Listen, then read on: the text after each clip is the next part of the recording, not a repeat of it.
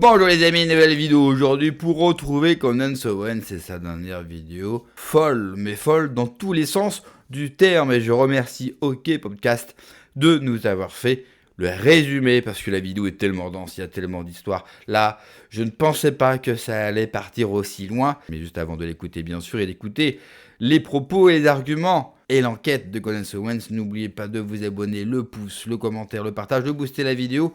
On l'écoute et on en parle juste après. Candace Owens commence son récit par une énigme qui l'a obsédée toute la journée. Elle nous demande ce qui est venu en premier, la poule ou l'œuf. Cette réflexion lui est venue après avoir évoqué la veille une étrange coïncidence concernant le FBI. Elle nous rappelle que le FBI semble avoir choisi d'installer ses bureaux dans des bâtiments gérés par ce qu'elle qualifie de royauté franco-américaine, de vieilles familles établies aux États-Unis. Elle se demande pourquoi notre FBI ferait un tel choix, s'exposant potentiellement à des intérêts étrangers. Et c'est là que la réponse à l'énigme lui apparaît comme une évidence. La poule est venue avant l'œuf. Candace se moque gentiment de l'histoire américaine telle qu'elle est enseignée dans les écoles publiques, où l'on nous dit que les Français nous ont aidés à gagner notre indépendance contre les Britanniques par pure charité, avant de repartir sans rien demander en retour. Elle trouve cela ridicule. Elle nous apprend alors un fait historique méconnu. Le FBI a été fondé par Charles-Joseph Bonaparte. Candace avoue qu'elle l'ignorait elle-même. Ce Charles-Joseph Bonaparte était le petit-neveu de Napoléon Bonaparte. Cela signifie que, techniquement, le FBI a des racines profondément françaises. Cette information prend tout son sens lorsqu'elle repense au bureau du FBI à Wilmington, dans le Delaware, situé dans des bâtiments qui semblent être sous le contrôle partiel de familles franco-américaines, et plus particulièrement de la famille Dupont. L'évocation de la famille Dupont a déclenché une avalanche de témoignages venant de Wilmington. Les habitants ont confirmé à Candace que cette famille possède absolument tout là-bas. Des hôpitaux aux écoles. D'autres témoignages ont évoqué des légendes urbaines, mais aussi des histoires beaucoup plus sombres concernant les Dupont, rappelant à Candace ses recherches sur Éric Dupond-Moretti. Mais ce qui n'était que rumeur se transforme en fait glaçant lorsque Candace nous lit un article de Vanity Fair. Elle nous prévient que le contenu est perturbant. L'article relate l'histoire de Robert Richard IV, un héritier de la fortune Dupont, condamné en 2009 pour avoir violé sa fille de 3 ans. L'enfant, alors âgé de 5 ans, avait confié à des proches qu'elle ne voulait plus que son père la touche. Le rebondissement alarmant de cette affaire, nous dit Candace, c'est que la juge Jan Jurden n'a prononcé aucune peine de prison ferme, arguant que l'accusé ne supporterait pas l'incarcération. Au lieu de cela, Robert Richard IV a bénéficié d'un traitement habituellement réservé aux toxicomanes, alors qu'il vivait dans un manoir de plus de 5000 mètres carrés et était soutenu par un fonds fiduciaire. Candace souligne que l'arrière-grand-père de cet homme est le patriarche de la famille Dupont et que son père, Robert H. Richards, était un partenaire retraité du cabinet d'avocats Richards, Layton & Finger.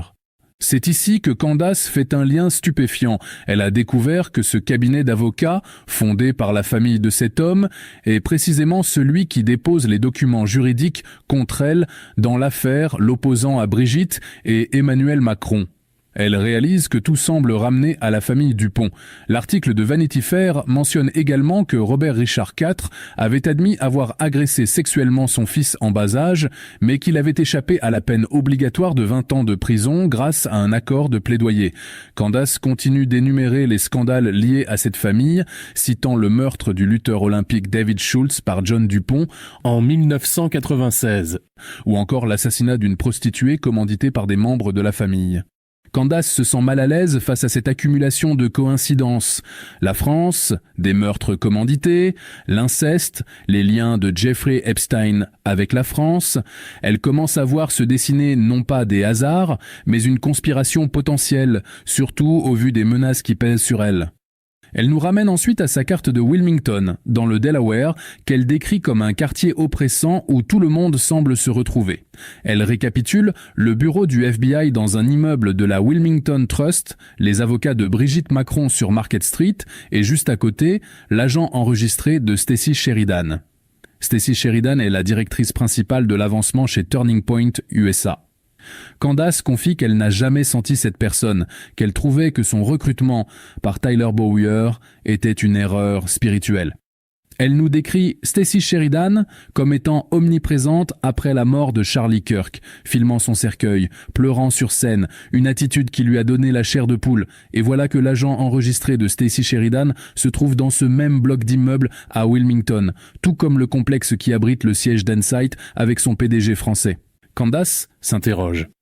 Pourquoi tout ce monde se retrouve-t-il à Wilmington? Elle rappelle que c'est grâce au suivi des avions égyptiens qu'elle a découvert ce lieu. Elle mentionne aussi qu'une société franco-israélienne est le deuxième plus grand actionnaire de la société Satis qui loue un hangar nécessitant une approbation fédérale. Tout cela sent très mauvais selon elle. Pour y voir plus clair, Candace nous propose de reprendre la chronologie des événements en commençant par un point d'inflexion majeur, le discours de Tucker Carlson le 11 juillet. Ce jour-là, lors de la conférence de Turning Point USA, Tucker Carlson a prononcé un discours improvisé mais puissant, remettant en cause l'origine de l'argent des milliardaires et évoquant Jeffrey Epstein. Candace nous rapporte que Tucker Carlson lui a confié que ces mots sont sortis tout seuls, comme une inspiration soudaine. Juste après ce discours, les donateurs ont paniqué. 7 jours plus tard, une demande aurait été faite pour que Charlie Kirk se rende à l'université UVU, bien que Candace n'ait vu aucune preuve concrète de cette invitation. C'est là que les avions jaunes égyptiens entrent en scène.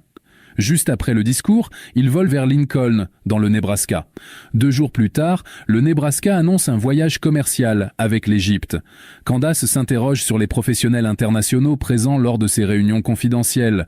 Puis, l'avion part pour Wilmington avant de retourner au Caire. Pendant ce temps, Charlie Kirk prend des vacances en famille, dans le Maine, rejoint par Mike et McCoy.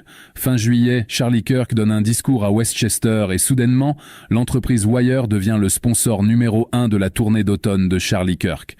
Candace trouve cela étrange car ces tournées s'organisent normalement des mois à l'avance. Elle émet l'hypothèse que Wire aurait proposé cet argent pour combler des pertes financières subies par Charlie Kirk. Le 2 août, des légionnaires français arrivent en Amérique pour un entraînement de 3 semaines en Californie. Quelques jours plus tard, a lieu une retraite dans les Hamptons que Charlie Kirk a décrite comme une intervention concernant Israël. Candace nous révèle alors une information capitale. Benjamin Netanyahou aurait appelé Charlie Kirk pour lui proposer de faire passer Turning Point USA au niveau supérieur. C'est la question à $1 milliard. En échange de quoi ? Candace précise que personne n'a nié cet appel et que Charlie Kirk a refusé l'offre. Elle pense que ce refus a permis à Charlie Kirk de mourir avec son âme intacte, mais qu'il a peut-être aussi signé son arrêt de mort. 10 jours après ce refus, les avions égyptiens reviennent, passant par Lincoln, Omaha et Wilmington, avant de retourner au Caire le 24 août. Le 27 août, l'opération Valhalla a lieu dans le Minnesota. Ce n'est que très tardivement, fin août, que la venue de Charlie Kirk à l'université UVU est annoncée, sans lieu précis. Le 29 août, l'opération militaire Bright Star commence entre l'Égypte et les États-Unis. Le 2 septembre, Charlie Kirk envoie un email demandant un audit de son entreprise, le projet Dodge, et annonce que Justin Strife sera le nouveau directeur des opérations, remplaçant Tyler Bowyer. Candace suppose que Charlie Kirk, peut-être alerté par l'offre de Netanyahou, a commencé à s'inquiéter de la provenance et de la destination de l'argent au sein de Turning Point USA. Charlie Kirk rentre de Corée le 10 septembre et est assassiné ce même jour. Candace note que cette date coïncide avec la fin officielle de l'opération Bright Star. Candace aborde ensuite un point encore plus sombre. Elle a reçu des informations provenant de conversations internes chez Turning Point USA juste après l'assassinat. Plusieurs sources lui ont rapporté que Justin Strife aurait passé un appel téléphonique immédiat à un donateur prospect juste après la mort de Charlie Kirk. Ce donateur, dont l'identité était un secret absolu, était sur le point de faire un don qui changerait la vie de l'organisation, potentiellement lié à une introduction en bourse valant des milliards. Candace avait oublié le nom de ce donateur dans le traumatisme des premiers jours, mais ses sources lui ont rafraîchi la mémoire après son émission précédente. Ce donateur serait un franco-américain nommé Pierre. Et plus précisément, ses sources sont persuadées qu'il s'agit de Pierre Dupont. Candace est bouleversée par cette connexion. Elle demande publiquement si ce Pierre est bien Pierre Dupont et si Turning Point USA a reçu cet argent. Elle trouve suspect qu'on puisse promettre des milliards issus d'une entrée en bourse à une organisation tierce. Elle mentionne également Andrew Colvett, un ami proche et porte-parole de Turning Point USA, qui aurait confié à des proches que lorsque Charlie Kirk a dit non à Benjamin Netanyahou, il a perdu des millions. Candace s'étonne qu'un porte-parole puisse avoir un intérêt financier lié aux donations et demande des éclaircissements sur la structure de ses contrats. Candace partage ensuite un sentiment personnel profond. Elle savait instinctivement que l'histoire de Charlie Kirk était sombre et qu'il avait été trahi. Elle pleure la perte de leur innocence politique, cette époque où ils pensaient, en tant que jeunes militants, pouvoir changer le monde simplement en travaillant dur. Elle réalise maintenant qu'ils ne voyaient pas le mal qui les entourait. Elle partage des messages prophétiques que Charlie Kirk lui avait envoyés en avril 2018, où il prédisait une guerre réelle et une destruction totale de leurs vivants. À cette époque, la France, les États-Unis et Israël menaient des frappes en Syrie. Candace sent que nous approchons de ce futur redouté, une guerre voulue par des forces obscures. Elle nous livre une dernière information surprenante concernant l'avenir de Turning Point USA. Il semblerait que l'organisation envisage de devenir un empire immobilier. Le frère cadet de Tyler Bowyer aurait rejoint l'entreprise pour lancer un programme de construction de maisons pour les jeunes chrétiens, capitalisant sur l'audience captive de Turning Point USA. Candace trouve cela intéressant, notant que Charlie Kirk avait effectivement des plans à long terme, mais elle s'interroge sur la direction que prend l'organisation. Candace conclut en affirmant sa détermination à continuer de chercher la vérité, malgré les menaces, les poursuites judiciaires et les tentatives de la ruiner. Elle se sent investie d'une mission divine et refuse de vendre son âme pour de l'argent. Elle appelle à un réveil spirituel face à ce qu'elle qualifie de guerre contre les chrétiens et contre la vérité. Franchement, je ne sais pas quoi penser, c'est impossible de vous faire un résumé ou même de commenter. Il y a tellement d'informations qui sont balancées, c'est pour ça que je préfère vous passer un résumé que de prendre un extrait d'une vidéo d'1 heure où je ne saurais même pas par où commencer. Déjà, il y a des choses avec lesquelles je suis pas d'accord. Balancer des choses comme si c'était une trouvaille extraordinaire, c'est-à-dire de nous dire à nous, et en plus les gens sur internet en France sont au courant, que le FBI a été créé par un des ancêtres de Napoléon, ça, tout le monde est au courant. Pierre-Yves Rogeron sous le sacré Aristote, ça fait 15 ans qu'il nous le dit. Alors ça, c'est pas une nouveauté. Et elle dit, même moi, je n'étais pas au courant. Pour faire genre, c'est un scoop. Je suis désolé, j'adore Conan Owens. Mais nous faire croire que la France aurait une influence sur la politique américaine, enfin, je trouve ça, je ne trouve même pas les mots en fait. Relisez L'ami américain d'Eric Branca. Là, c'est beaucoup plus sérieux. Là, ça s'appuie sur des documents, des documents top secrets qui ont été déclassifiés. Je vous rappelle qu'aux États-Unis, les documents classés secret défense sont déclassifiés tous les 10 ans. Là, il y a un vrai travail. Là, elle balance énormément de choses sans preuve à l'appui.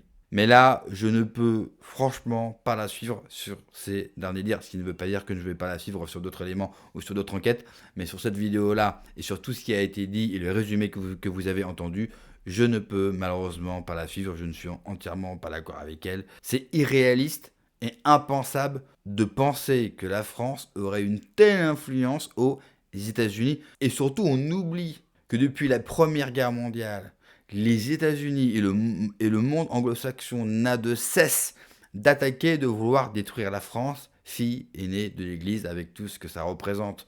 Donc ça n'a strictement aucun sens. Merci d'avoir regardé la vidéo les amis. N'oubliez pas de vous abonner, le pouce, le commentaire, le partage, de booster la vidéo. Prenez soin de vous, que Dieu vous protège. Allez, ciao.